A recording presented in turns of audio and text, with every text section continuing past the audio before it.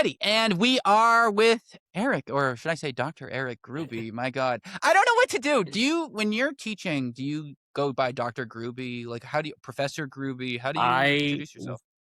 pretty much don't say anything. I leave the ball in their court to Really? address me as they want. Yeah, yeah. I They feel usually like just say professor. Professor? Yeah, Professor, hello. yeah, Do you, yeah. was there any part of you at all that when you got your PhD was just like, it'll be pretty cool to have the doctor, professor It's thing? it's cool, but also I don't like to flash it because it's like it's so seen as so pretentious. So it's not something that I like to like draw I know. attention to. Well, especially in 2026, right? Any accreditation you Sure, have, the more hate is you can correct. get from the younger folks. Correct. Well, anyways, I honor it. And I like I Thank you. respect it here. And I'm really happy to have you back on the show. You haven't been on the show, you were just saying before we hit record, since end of 2025, and holy cow, have a lot of things happened. I mean, Rick and I joke it's like a documentary news story a week. Basically, Sure. Yeah. it's just absolutely bonkers. But why I'm so happy to have you, other than I love talking to you, is that the main premise of the show. So for those who don't know, maybe you should give a little spiel about your background. I probably have already done it off the top of the show before we recorded, but in his own words, I guess, like how you Sure. would explain. Yeah, so I got my PhD in German and Austrian history, and in particular, my research looked at kind of comparative fascisms in interwar Europe. So different ways of being radical right wing and revolutionary in the kind of the lead up to World War II. So it's something that I thought was long since dead in the past, but with Trump, obviously the kind of the F word question has come back around, and a lot of people ask me like, "Oh, do you see a lot of parallels?" This kind of thing. Is it yes, but I have. It's such a changing animal, right? That it's sort of my take on it has changed since we last talked. So Totally. And that's, yeah, of course. So that was what we were talking about the first time you came on. Is like, all right, where are we heading? What's going on? And then the second show, and I highly encourage people listening, if you haven't listened to those shows, listen to those shows. They're very good. But the second one specifically is interesting because it was about 5 things that could potentially slow down fascism happening in the US. yep, And it's interesting because I think some of those mechanisms that you called out have almost like reared their head in a good way, like over the last couple months. But I think first, because assuming that a lot of people don't know exactly what the word fascism means, because I think a lot of the times people hear fascism, they think Nazi, they think Hitler, they think hmm stuff like that. And I get it, but I think one thing that's good is just knowing what words mean. It's sure. actually from both sides, frankly. It's not really a partisan thing. It's just people throw words around, communist, capital, all the time. That Right. yeah. So how would you define it? So basically, it's as far right on the political spectrum as you can go, in the sense that it's someone who is both right wing and revolutionary. So this is what distinguishes it from like conservatism. Like people usually say, "Oh, Republicans are conservative," right? They like to keep things the way that they are, like to conserve the status quo. Fascists are right wing in that they're exceedingly, nationalistic and claim to be about law and order and all about private property to an extent, like protecting these kinds of things, but and are very much about kind of there being a social hierarchy, right?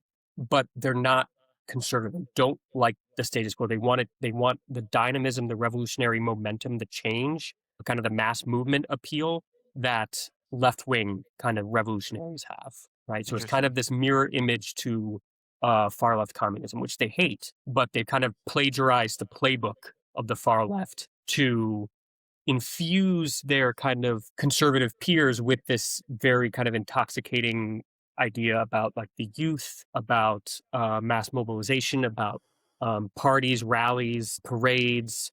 They are looking to change things from there. They're not about kind of the traditional playbook that conservatives hold dear. So it's kind of like what happens when a conservative takes the next leap and decides to kind of embrace change, but change in a right wing direction. And I guess the communism has this to an extent too, but like a sense of victimhood, like a Oh, for victimhood in a sure. way, For like sure.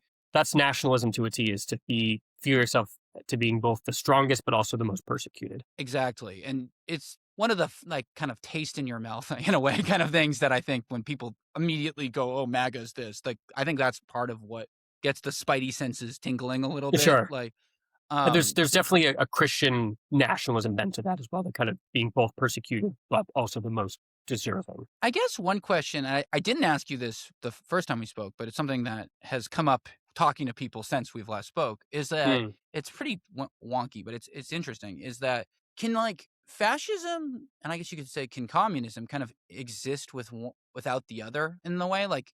Okay, Like how dependent on each other that's a to great question, attack? and that's Yeah, yeah. that's the classic kind of light and dark side of the force, right? They're dependent on each other, right? Yeah. So that's a really interesting question. Is they both hate each other with a burning passion of a thousand suns, but they need each other because their movement wouldn't make sense without that ferocious antagonist. So, as an example, Nazis, their first public enemy number one was communists. They came for the communists first, right? So that was always what they'd say communists bring chaos. They're going to take away private property. Yes, they're kind of in cahoots with this kind of Jewish conspiracy. Communism was their number one first right. That's because that's what the kind of the average Franz in Germany was most afraid of was Bolshevism, right? Mm.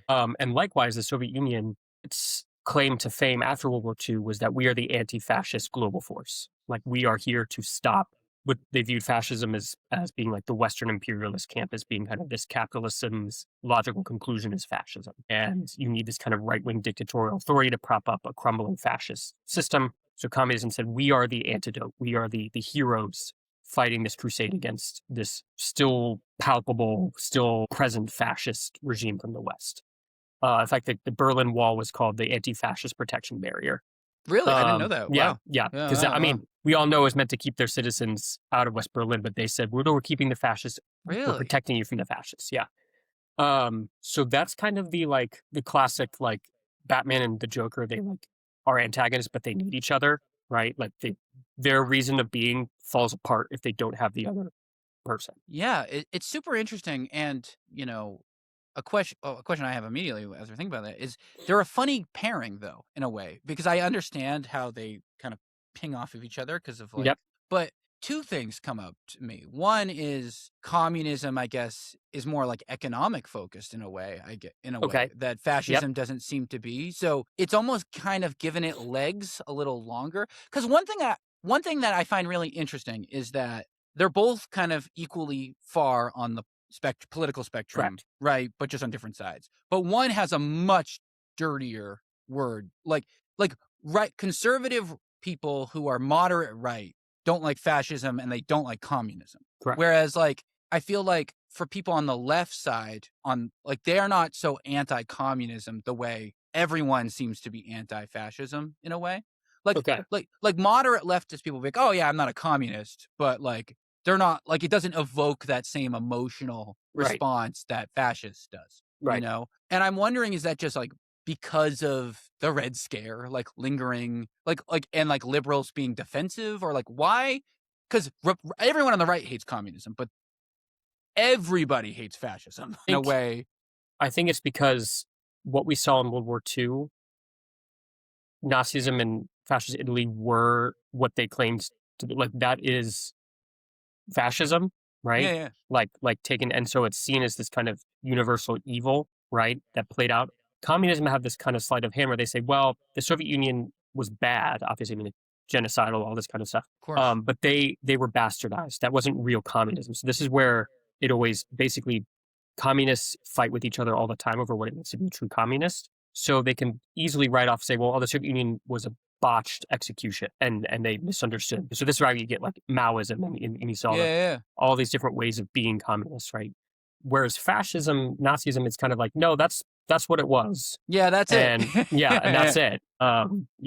We know the horrors there, but you have this kind of workaround where communists can say, well, I'm communist, but in a different way, a way that would work, quote unquote, that would work. No, it's interesting, and well, and it's super interesting. A few weeks ago, I did an episode called "The U.S. is not a free market," and Okay, the kind of thesis of the episode was actually an argument I got into in grad school, which is sure, this exact conversation. We're sure. talking about socialism, communism, people were saying the exact thing you just said. Oh, well, it's not really a fair representation of communism that is Maoist China and Soviet Union. And I argued, well, then the U.S. isn't a fair representation of capitalism because we subsidize farming, pharma, all this stuff. You know what I mean? Like, it's not a true capitalist society Yeah. totally, Yeah. And they recoiled. Oh my God, you love capitalism. And I was like, no. But Yeah. the Yeah. point wasn't more to be pro-capitalism, is the point of like, you're right. Like, it's interesting. Most of the time it's blurry. Like what Yep. you're actually, it's a mixed bag, in Yep. some way. But I guess there's no other way of saying what happened in Germany, right? Or Italy or Yeah. I Franco, mean, I guess. Like, because it's like not neo-Nazis can say, oh, the Nazis should have done X, Y, and Z differently to like win the war, but they don't disagree that that's what Nazism is. yeah. That's a good point. And I guess, and that's kind of why fascism is so offensive, because there's only two clear examples and they're both objectively terrible. Whereas the communist, it's interesting. And I also think socialism and communism get conflated a lot. Like they're very, For sure. It's It interesting. doesn't help. I mean, like the Soviet Union was called the United Soviet Socialist Republics, right? So it doesn't have communism in the name. So it kind of people get tripped up on it here, especially in America. We hear socialism, people go, oh, communism. Yeah. And Yeah. I just find it so interesting because, part of what I want to talk about today as we keep going is this idea, because I catch myself and I get called out a lot because, interestingly, and I'm sure for this episode, we have a lot of like self-described moderate conservatives who listen to the show. Like, Oh, okay. and it's a big chunk of the audience, Cool. Especially new listeners, which is awesome. That's awesome. And Yeah. I will go on a screed about Trump, and I'll just go, he's a fascist, and it's an overstatement a lot of the times. I should be like, he's displaying fascist tendencies by doing X, Y, but you don't. And I also get upset because MAGA never speaks with any nuance or elegance. So I'm like, why do I have to force myself? For sure. It's an unequal playing field. Exactly. So I get mad and I don't care and I go. But I do hear them, I do hear this, hey, that's a bold claim. And I do totally appreciate the boy who cried fascism kind of label that the Democratic Party often has gotten and stuff like that. So part of what I want to tease out is, what is the fair way to describe things when they're bad? Like, and how come when you call someone a communist, like when Cadre Harris gets called Cadre Harris by Trump, it doesn't evoke the same as, someone saying Trump's Hitler, right? They don't. Yeah. But if you look at death counts of Stalin or Mao, this tension here of how come communism doesn't, why isn't there that foot down social enough is enough kind of feeling when it's screeded that other way? And I just find it so interesting. So yeah, I mean, part of it is like, people will describe communism as like a good idea applied badly. Yeah, right? all the time. All the time. All the time. So it has the like, communism at least has the potential for universalizing potential, right? Mm-hmm. Universalizing appeal, right? Because it's basically all the downtrodden underdogs of the world like unite, right? Whereas fascism is so explicitly hierarchical, it's explicitly racist and is not, it prides itself on not being universal, right? Fascists are like, we are the best, and there's a vertical hierarchy of evolutionary chain of command about who is worthy of life and who is not, right? Particularly more the Nazism kind of side of things, because that's the most kind of virulent extreme. That to call someone a Nazi is so irredeemable or it seems as worse because it's like there's no good potential there. Yeah, that's true. And for some reason, communism has been able to shake this kind of like, there could be a good version. Well, the idea is not bad, and you're right. That's really interesting. Well, so what is like? Is there an example of like the step below fascism? Like, because you could say, oh, like extreme socialism is a step below communism, even though that's not totally true. But yeah. The most extreme far right would be Nazism. Then kind of underneath like fascism is kind of the broader umbrella term. Like here's the bandwidth of the spectrum. That's fascism. Nazism is like the furthest to the right within that. Yeah.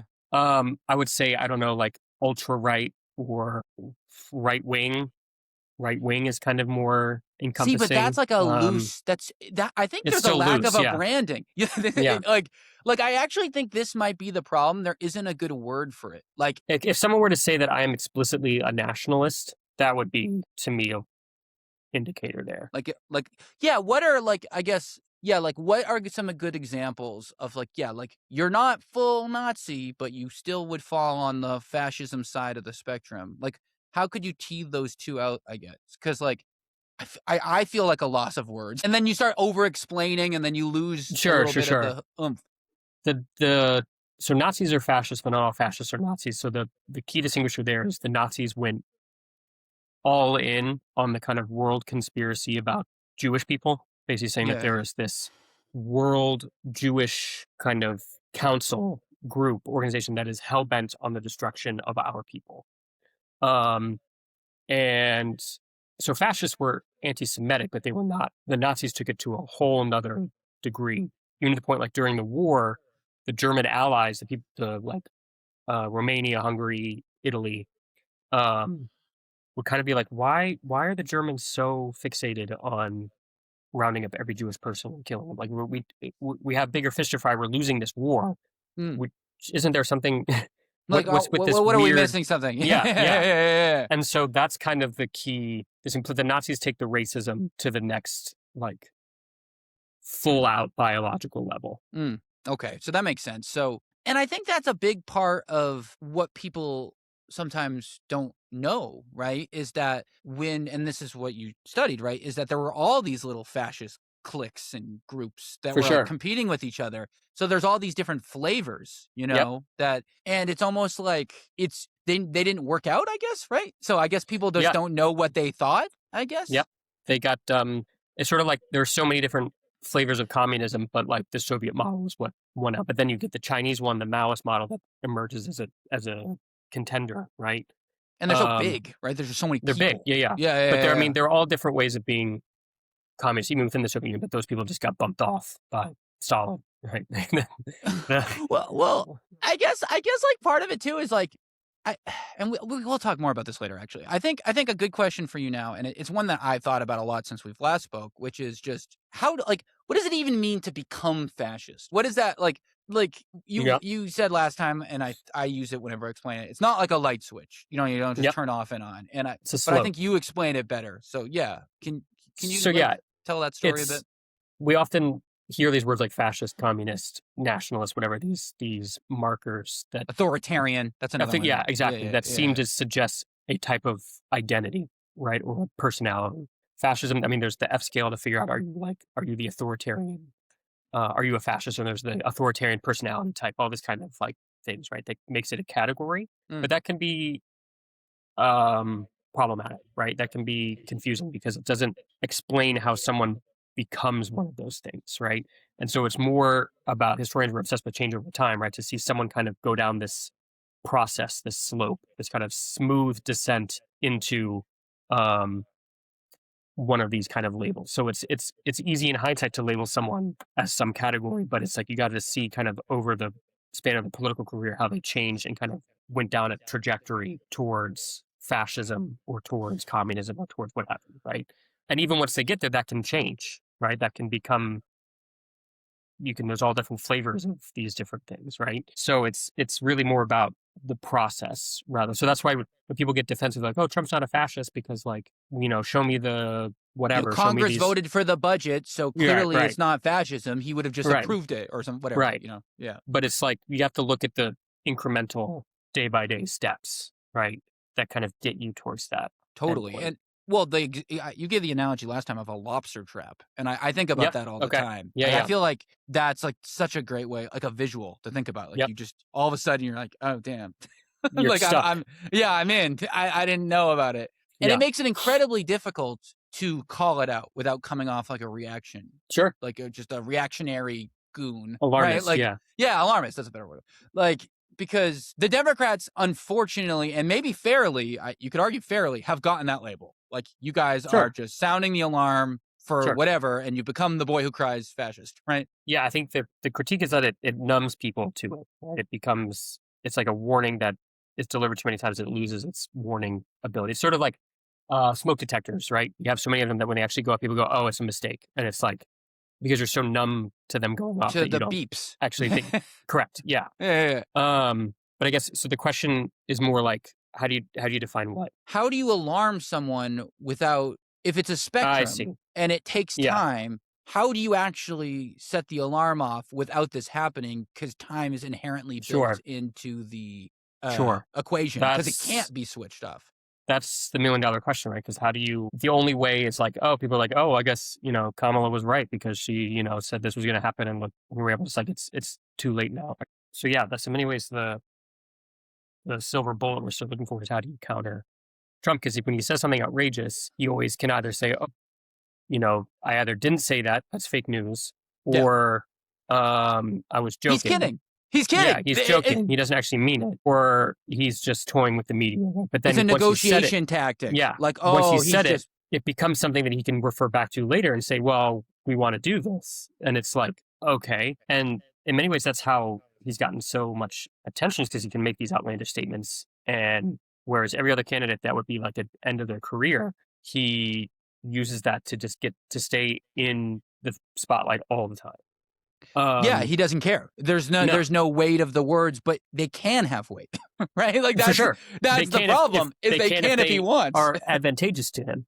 Yeah, which is why it's so tough. Like, yeah, because you'll just be like, "Oh, I'll invade Cuba tomorrow," and you're like, "Well, what do I do with that?" Yeah, you may not, you may do it. What do I do? You may do it later, and you were just kind of prepping us. Exactly.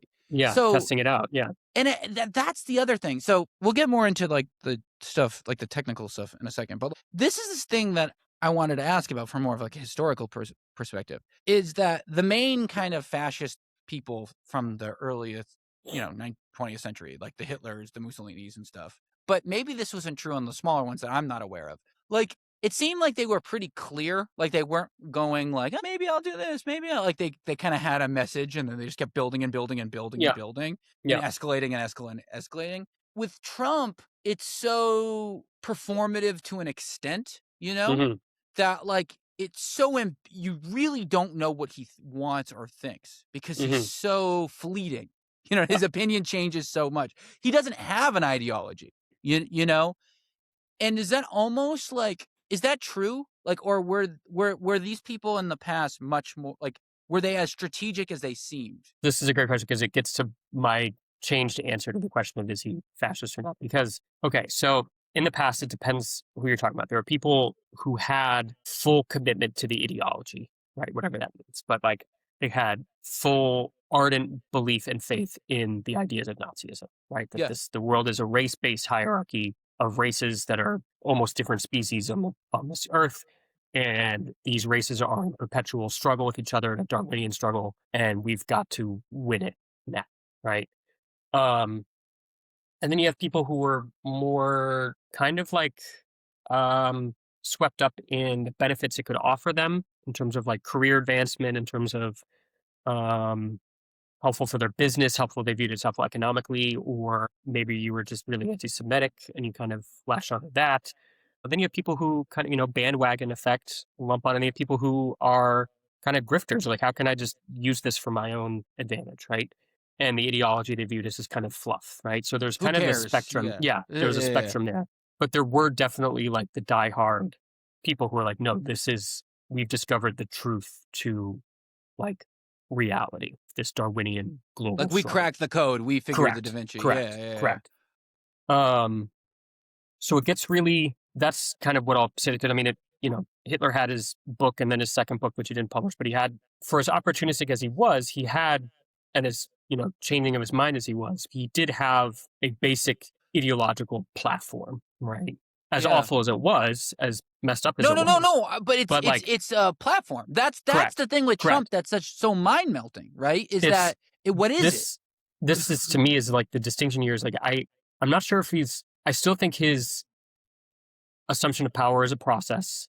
I'm not sure if it's fascist, but I think it's definitely authoritarian, an authoritarian process of slowly chipping away at our norms until he can just procure as much power for himself as possible, and constantly testing all the different weak points in the fence to see where he can what he can get away with. How can I become a mob boss, basically? Correct. And I think ultimately it boils down to a very simple answer, which is that Trump is just a creature of instinct. He is just an instinct-driven being, where it's about whenever he's presented with a choice or a question or a policy, it is, does this help Donald Trump or does this hurt Donald Trump? Yeah, right. And it's a very simple calculus. I think that, I mean, that applies to his, I don't want to call it in policies, but what he does put forward, what he does decide to do. His It whims explains, of yes, his executive whims. orders or whatever, It tariffs and explains his um, kind of overly gluttonous appetites. And I mean that both like food and also yeah, sexually, right? Like it's just physically, like, sexually, yeah, well, money, um, financially. Like I mean, correct, correct. All yeah, the gaudy golden gold stuff, yeah. horses and whatever. Yeah, yeah. Um, and so I truly think it just comes down to like, how does this help my power? Does this give me money? Does this give me sex? Does this give me political leverage? Does this give me attention? Even just attention to him is power. Does this give me attention? Um, so I think using that as his kind of very simple yes or no mechanism North for each Star decision. kind of thing. Correct. Yeah, yeah, yeah. That's how he is sailing down this kind of authoritarian thing, because ultimately he would just love to have power, as much power for as long as he can. I guess then, because I think that makes sense, right? I agree with you. I guess the thing that makes it more difficult, and I am unable to, because I have just lack of knowledge, so I'm curious what you're going to say, is okay, but like people like in the Heritage Foundation, like the Project 2025 authors, the goon squad behind basically all his legislative / executive Sure. actions, right? Sure. I think the head of Heritage he was on C-SPAN the other day. I put a video on it, giddily explaining, "Oh my God, we proposed 2,000 things. He's done already Sure. 1,600. Ho hoo!" Sure. Like, and those guys really do have a deep understanding of how to massage the American political system to Sure. consolidate executive power and a lot of the more devious and darker kind of things that we've seen that he has done, right? And so it's weird because, like you said, I don't think there's a shadow of a doubt. Did Hitler think what he was saying? Did Mussolini think what he was saying? Yes, I'm pretty sure, right? From what I know. I don't think he had this kind of background noise, because it almost feels like what the Heritage people and the kind of creepy people around him have shown is that he can double dip. We kind of scratch your back, you scratch ours. You can Yep. kind of be king, and we can get our Christian ethno-state kind of policies in place. Yep. Did that ever happen in the past, or was it always the kind of main guy's whims that drove the boat? No, I mean, there's definitely, like, you see kind of this, especially with the fascist dictators, people making their kind of quid pro quo bargains, like kind of deals with the devil, kind of. I think like business leaders, business organizations, people in the military. I mean, Hitler famously in the professional military feuded a lot because the military was like, you can't just do what you're saying. We're not ready for this. We're not, what I mean, all this kind of stuff. But um, at the same time, they got their rearmament. They got their, for a time, their expansion. They got their, so it's kind of this, yes, there are people who are in the past who may not have been on board ideologically, but were all more than willing to go along because it gave them what they wanted, either power, status, money, what have you. Well, I guess a better question is, were there people more extreme than them pushing the demagogue kind of that way? That's kind of what I mean. Like, there were people, yes, there were people who were more so. I think, I forget what they were called. The famous general from World War I, Ludendorff, basically had dictatorial power of Germany at the end of World War I. The military was calling the shots. Yeah. Then was like around and helped kind of kickstart the Nazis in their initial kind of like rise to days. fame. Yeah, push. Yeah. The initial Yeah. bootstrapping. Yeah. Bootstrapping their Nazism. But they later had kind of a falling out, and then his wife was big on the scene, but she was kind of crazy, and like their following's beef with the Nazis was that the Nazis weren't anti-Semitic enough. They didn't do really enough. Yes. Interesting. So it's kind of this. Jesus Christ! What more could they have asked for? Yikes! Yikes.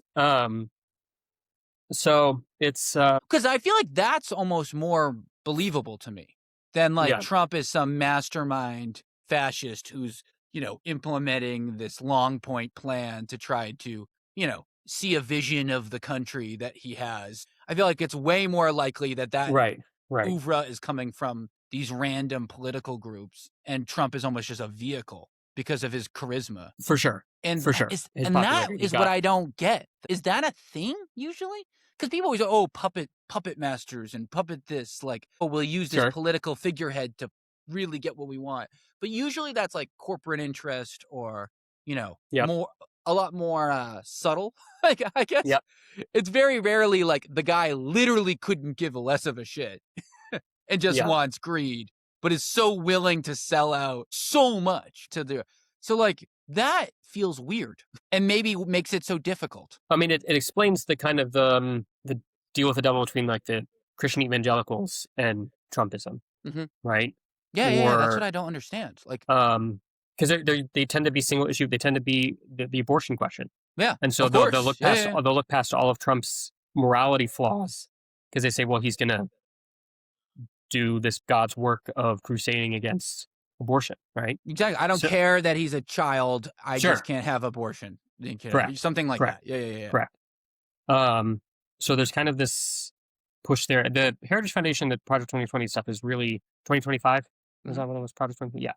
Uh, is really freaky that there is, yes, this like think tank group that has come up with this over multiple years, this like playbook of how to use, how to put into place a program that would under any circumstances be wildly unpopular, but to use the popularity of Trump to make it happen. Exactly. Like Yeah.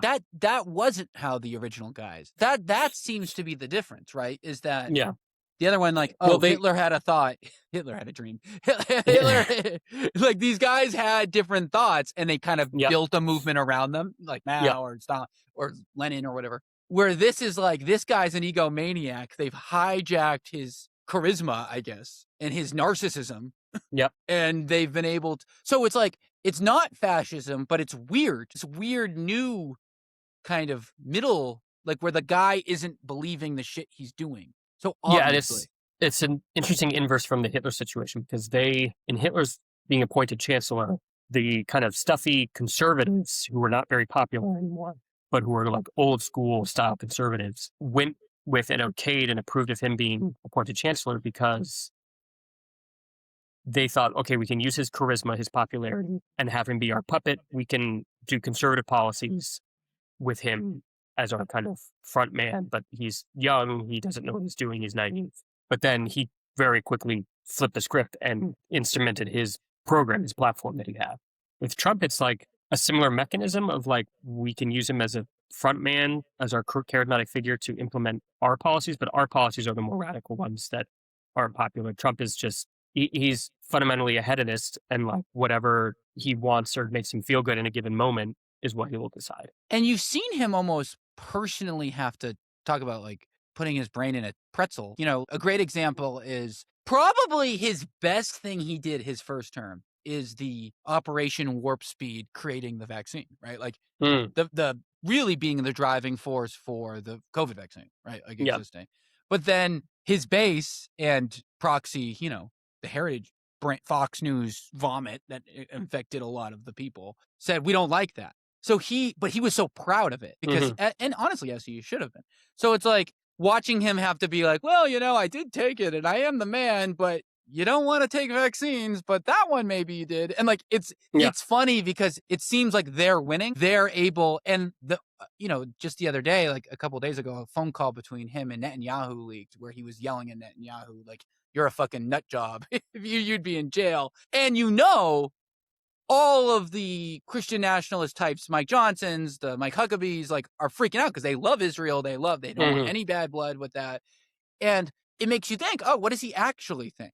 And then all of a sudden it gives the awe of a performance and awe of a negotiation. And it, again, just like muddies the water so much. So it gives so much fuel to the fire of he's not this, he's not that, because he's not anything.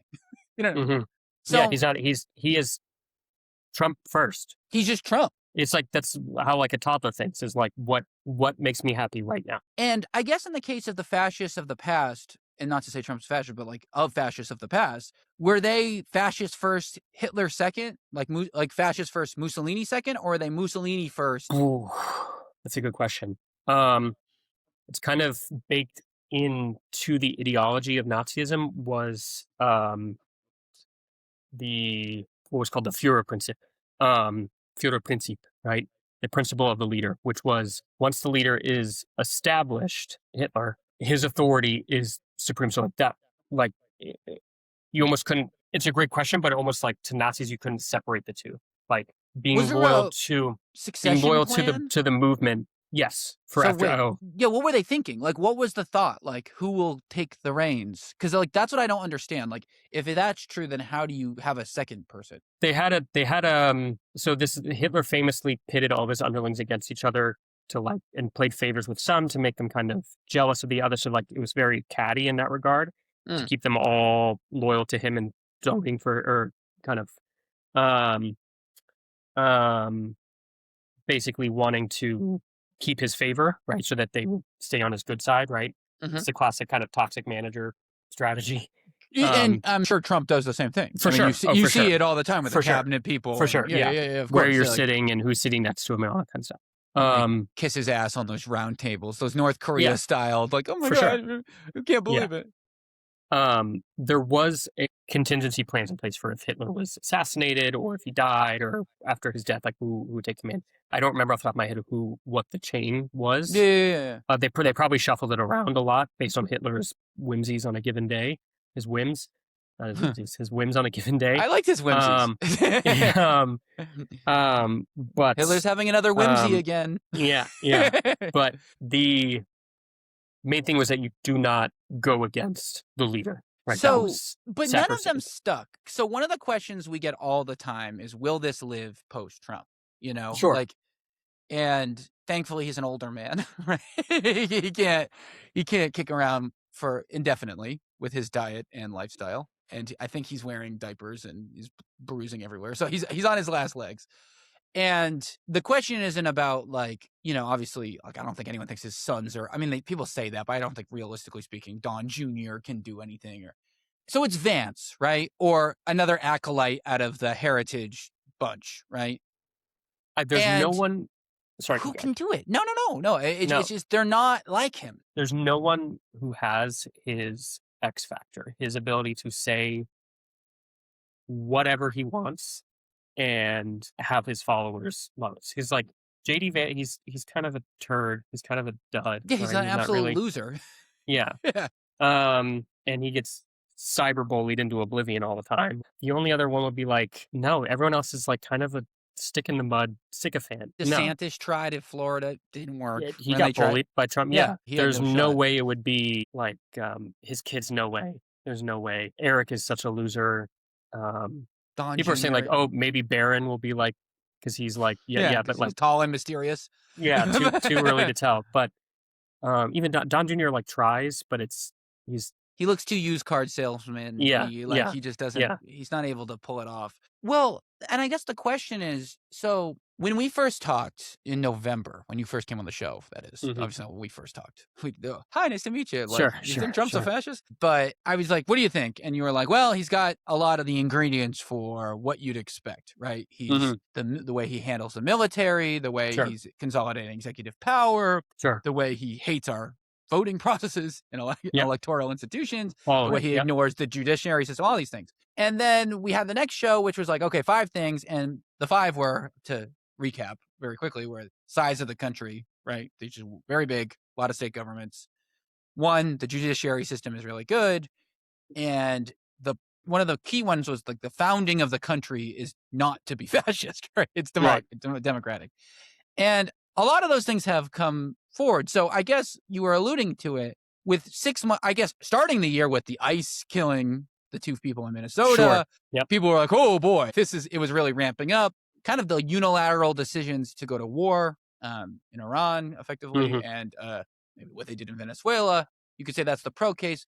But I do agree, though, 6 months later, even though things are objectively worse, you know, I feel better. Okay. And in the sense of like, to kind of what you were saying, like, I kind of don't think they've got it.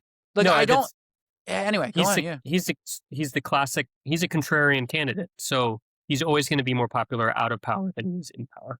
Yeah. Because out of power, he can sit back in his lounge chair and do his little soundbite quips about, how much of a loser everyone is, and how great he is, and blah blah but blah then blah blah. Actually doing it, he's like, oh shit, this is actually kind of hard, and he has to double back on all of his campaign policies. Yeah, America first, no new wars. Right. I don't care about your financial situation. I'm going to war. Yeah. So it's like it. I like to think at a certain point that would shave away slowly, but shave away. I mean, better be faster. But my hope is that it's shaving away enough of his base and to the moderates to be like, okay, this guy's just like every other politician. Well, and he sucks. Like not just because he's a bad guy, but like they're bad at their jobs. That's the thing I think that really is saving grace, is that he's actually terrible.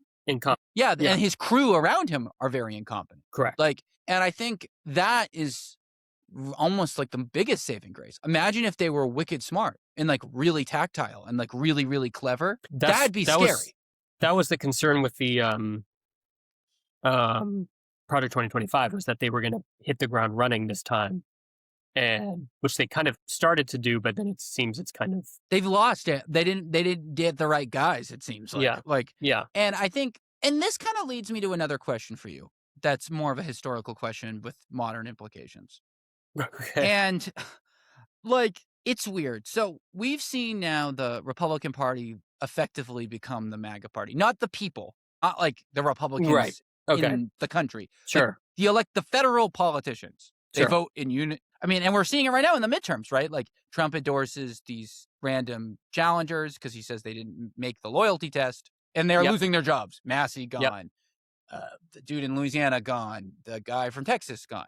Like these incumbents losing their jobs. Bill Cassidy and Corinth. So I kind of think, I wonder about, what does it matter? If you vote with Trump 100% of the time, you vote against the institutions that you took an oath to protect.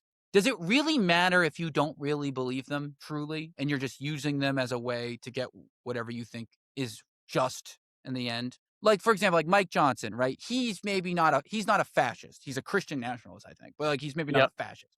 But if he votes all this way, he's tearing the economy down. He's tearing this stuff down. There's this weird implicit loyalty test that's happening. Like at one point, what does it matter? And how did countries of the past reconcile with this? Like, how do people forget? That's what I wonder. Like, even if Trump goes away, MAGA moves away, and some Thomas Massey becomes the head guy, and they start to go back to more normal, traditional political debates.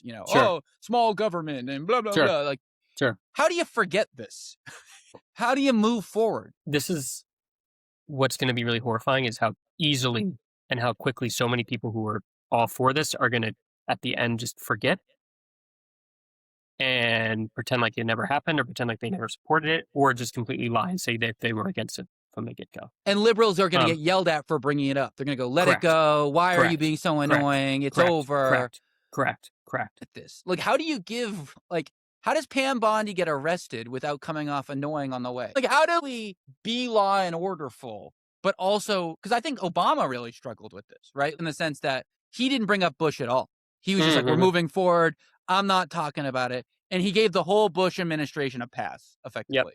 But the passes are never given the other way. And I wonder how you handle that, because there's so much outrage right now. Yeah. And I wonder, how do you do that? Because, for example, like, imagine the Senate or the House get flipped, right? And the Democrats win, right?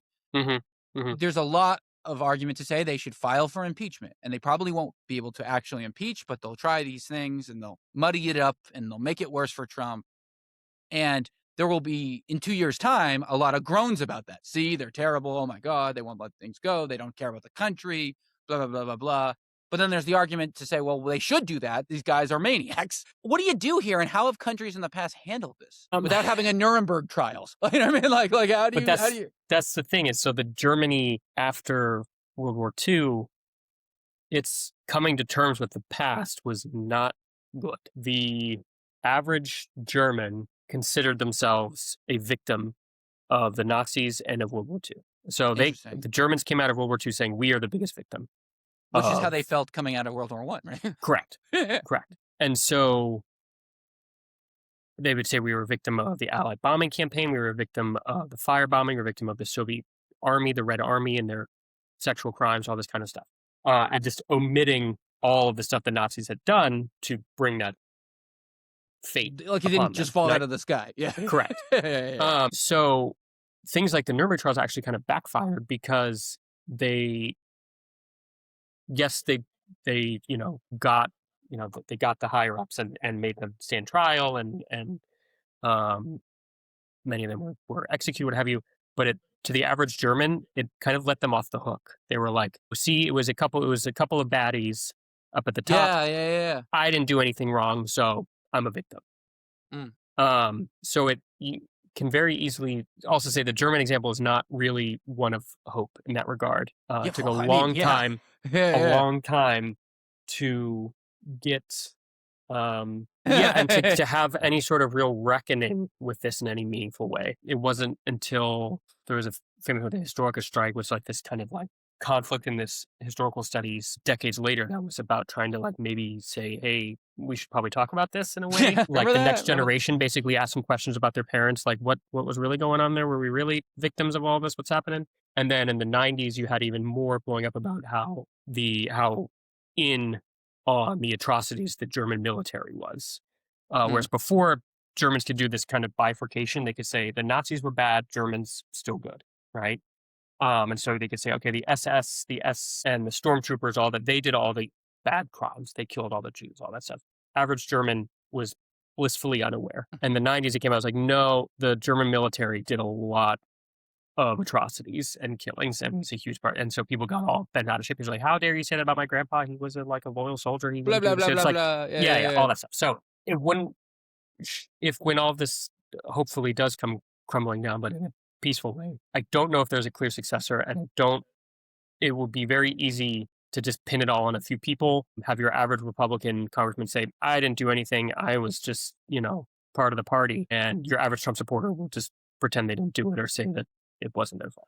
Well, and I guess people who vote for Trump are never going to take accountability for anything. Well, totally. I mean, like 100%. I mean, very few of them have, from what I can tell. And this leads to, I have two last questions. This is my second to last one, which is like one thing you often hear people say, especially from the left, obviously, because it's critical, is that MAGA is a cult, right? Sure. It's a cult of personality, and they're all cultists. The way they blindly defend Trump, it's a cult.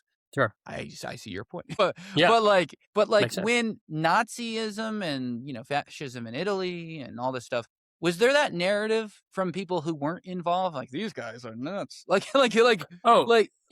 did they describe them? People who weren't Nazis. Well, but the thing is that they were either. Okay, so yes, there were people who lampooned them across the board as being mindless drones following the leader, right? Always making fun of the goose stepping as this kind of sign of a mindless worker bee who has no autonomous thought capability. Yes, master. Yeah. But those people all in Germany were either very quickly arrested or sent into exile. They had to flee. So there's definitely, but yes, that was for sure something that was. I don't know if they would. For sure, cult of personality. There was a lot of, this is like the rising moment of psychology. So particularly during and after the war, a big focus on like, is there an authoritarian personality type, like a psychological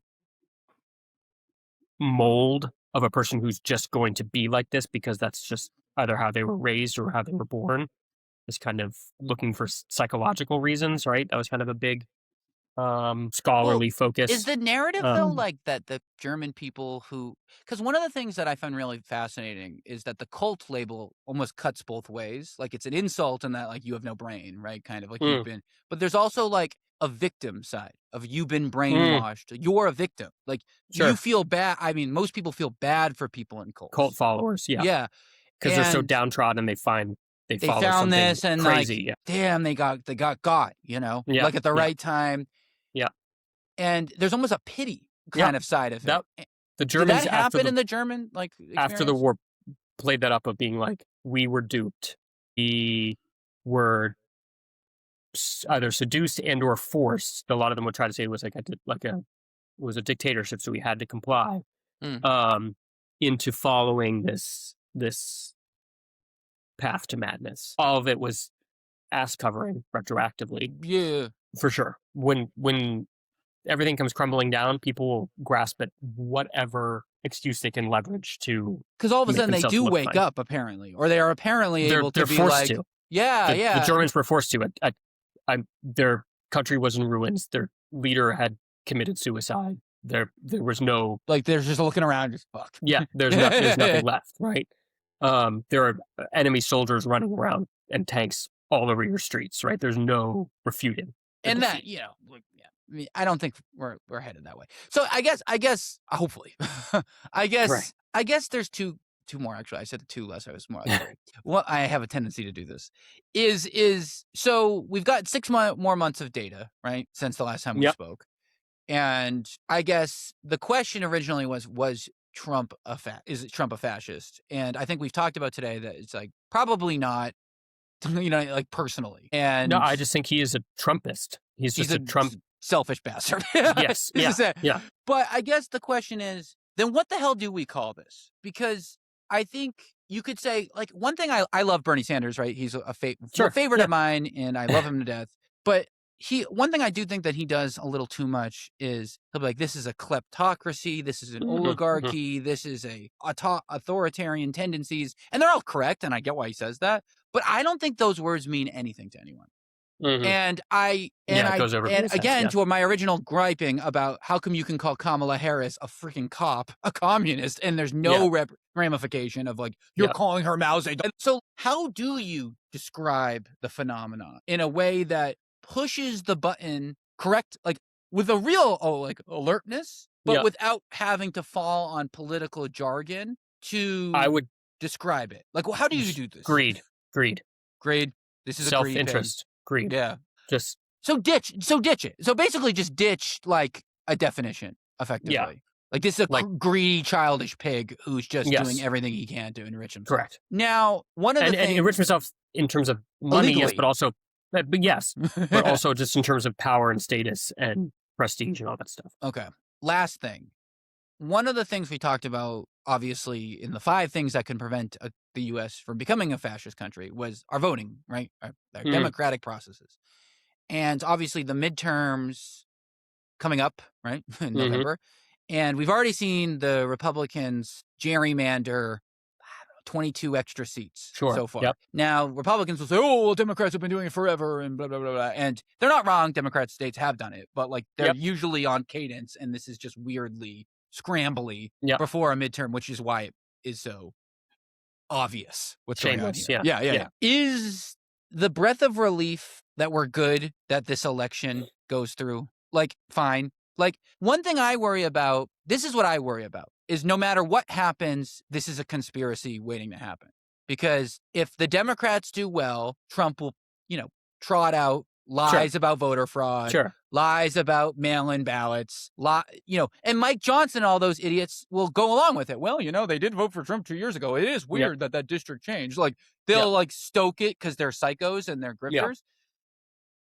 And if Republicans win, right, I think for sure Democrats will say they gerrymandered everything. This is unfair. There's no way. So what I worry about is that the faith in the democratic process is going to be highly challenged almost regardless of the outcome. Is that doomsday? Kind of like what? How do we process this? So like we'll talk before then, but like this midterm feels like a real turning point of this country, And I just want to get your opinion on all this. Yeah, I would say, no matter what happens, you're right. Trust in this country is non-existent anymore in public institutions.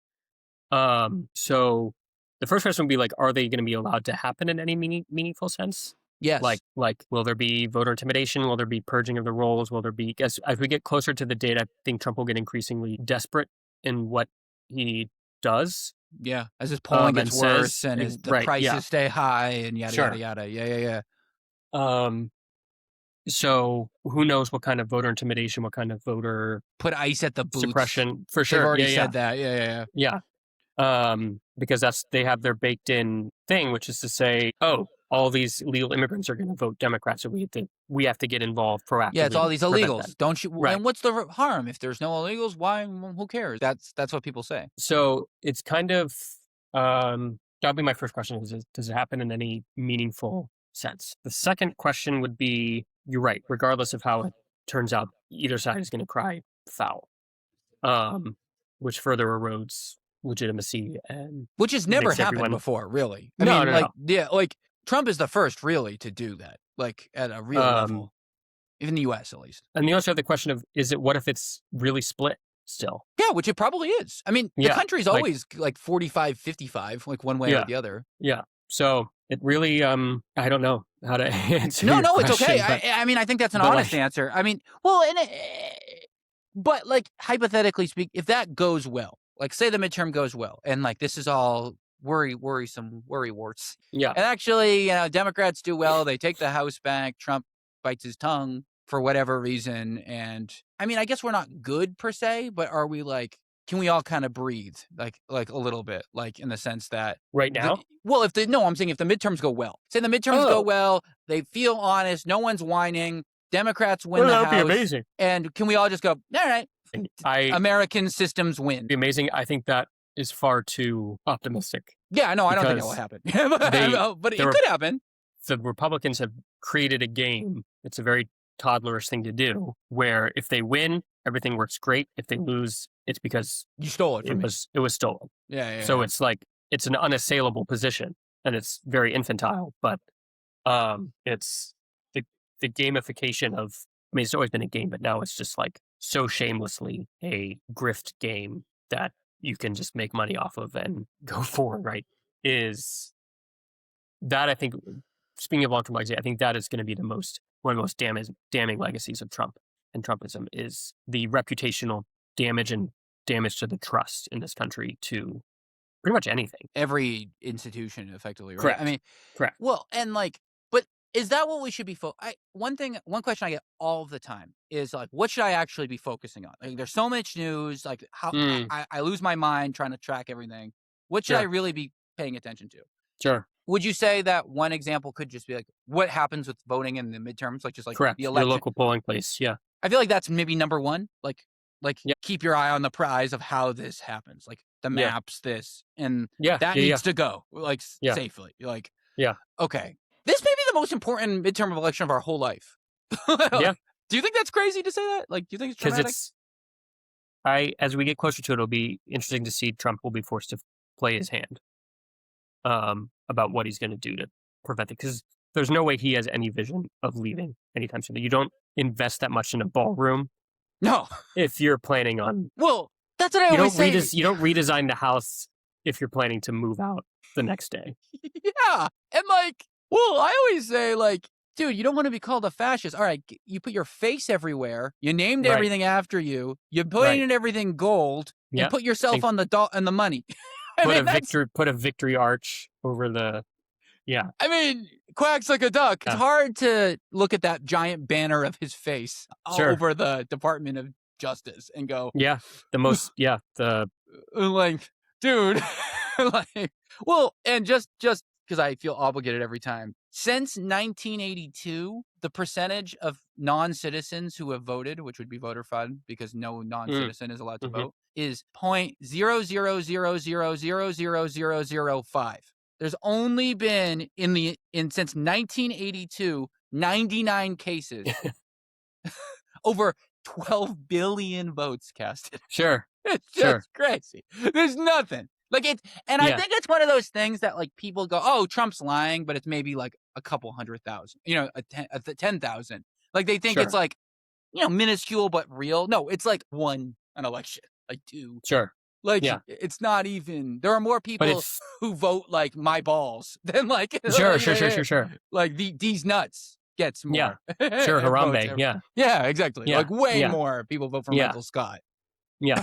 No, it's but the thing is, it feels right to the people. It feels correct. Like, yes, this is why there's no way good Americans could be voting Democrat. It has to be this Exactly, because they're foreign victims. influence. Yeah. Okay, well, this has been Yes. really helpful and really informative because I think my biggest takeaway is I'm just gonna drop the fascism charges, and I'm just gonna focus Sure. on competency and more just like Yep. greed Greed. and just ignore the communist charges because Sure. and just because I just think it's a losing battle. And I think after we talked about this for the last hour, it's like the more I think about it, and it's just like there just isn't a good word for it. Like very far right, Christian ethno mob boss thing, Ethno-nationalist. Yeah. ethno-national, Kleptocracy. Yeah. and it's just like, okay, he's not Hitler, he's Putin. You win, all right, happy. And I guess some people go, yeah, I am. I like Putin. I guess he likes Putin. He likes Xi. He just wants to be. He wants more. That's more of That's anything. it. Everything. Yeah. So that's the Cardinals. Yeah, I mean that's the cardinal direction for him. I was gonna say that's the North Star. It's interesting, man, and I really appreciate you coming on because it's more about. I think the lessons learned is like the American institutions and the size of the country have made it so he can't just go like this. Now we're nuts. Like that has proven to be true. And we've seen the military people push back. They've been fired. You know what I mean? And so there is mud in these gears. I guess the takeaway is that doesn't mean it's not wicked serious. And that doesn't mean that we don't need to be all hands on deck. Sure. It's just maybe not worth the breath of trying to argue like this nuanced kind of his more accurate labeling. Do you think that's fair? Correct. Yeah, because that's the other thing is we can get so caught up on labels that we lose sight of the bigger. Yeah, like a proto-fascist tendencies with blah blah blah blah blah. It's so dumb. It's so the thing is like the scam is so odd. It's like right in front of our eyes. It's almost like it's so blatant that we're trying to come up with we're overthinking it, coming up with all these attempts to like politically science diagnosis, but it's like he's just greedy. He's a greedy pig and he's stealing from us all and he sucks at being president. Correct. Yeah. Correct. Like we don't need to make it more complicated than that. He will take whatever it takes to just get more for himself. Whether it's power, status, money, his likeness man. on everything. Yeah. Yeah. I mean, he's an interesting cat. We'll definitely for sure. Yeah. I mean, the amount of history books that will be written about this thing. Sure. Unintentionally, he doesn't even realize this, but he's really what a test case for. I mean, if he wanted, as every old man does, if he wanted, what's I'm looking for? Immortality. He's coming close. He's done it. Yeah, I mean, I think he's done it. They're going to have to rebuild the East Wing eventually. Yeah.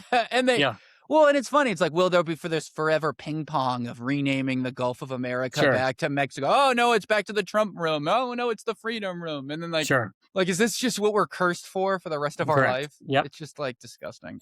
The vanity of it all. Yeah, because of course every Republican forever will be like, we have to rename it after our dear leader. And every Democrat will say, I'll take the name off. Which funnily doesn't get as much controversy as it's funny, a lot of places did go to Gulf of America on their maps. Pretty much nowhere is doing Denali. Like no one's going back to McKinley. I feel like people are like, shut up. It's Denali.